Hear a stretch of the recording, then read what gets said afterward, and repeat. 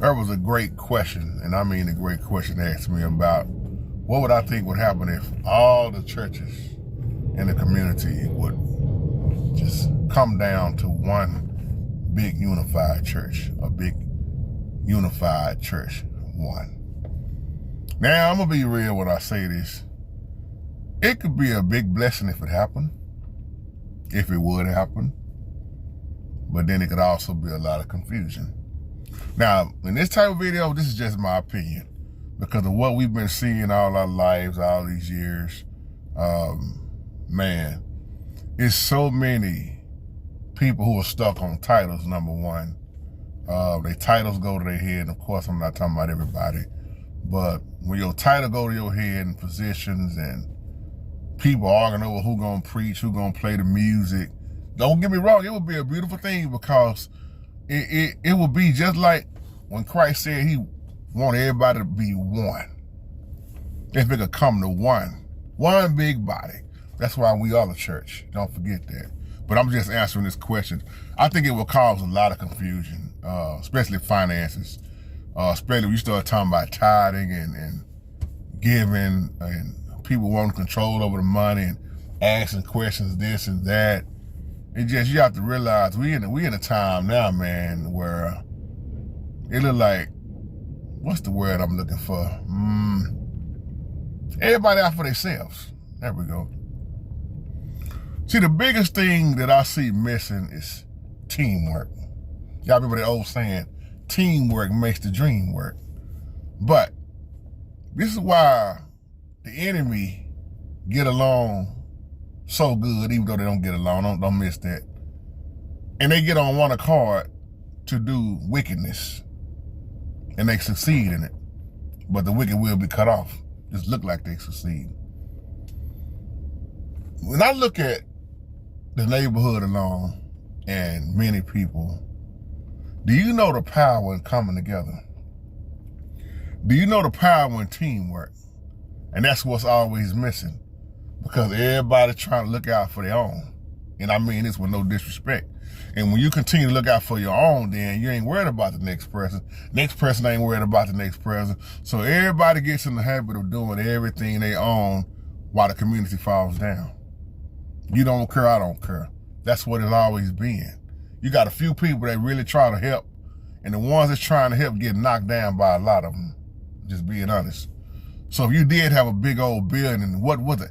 Now I'm asking y'all that question. What would you think would happen if the black community alone got one big old unified church? Do you really think we could really get along? Or do you think it would be more confusing than anything? Because again, you got everybody looking out for themselves. And when you, once again, you continue to look out for yourself. Now, don't get me wrong, I understand when you got to do what you got to do. But when you start looking at it from a biblical standpoint, togetherness, unity in the community, when you got that unity, when you got that teamwork, take, for example, the early church. They looked out for each other. They took up proceeds, and what did they do? They helped one another. It wasn't no such thing as this person starving and needing help and they ain't gonna get it. See, nowadays, and I hate to say it like this, and I don't mean all churches, but if you're not a member of some of these churches out here, if you're not a member, you're not gonna get no help.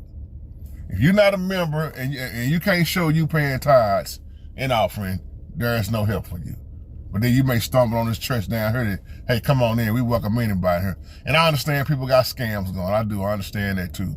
So I'm looking at that both ways, but man, 9 times out of 10, man, when you see what you see nowadays, it really ain't gonna get no better. This is kind of what Pastor Corey was just talking about on his live yesterday. Same old stuff.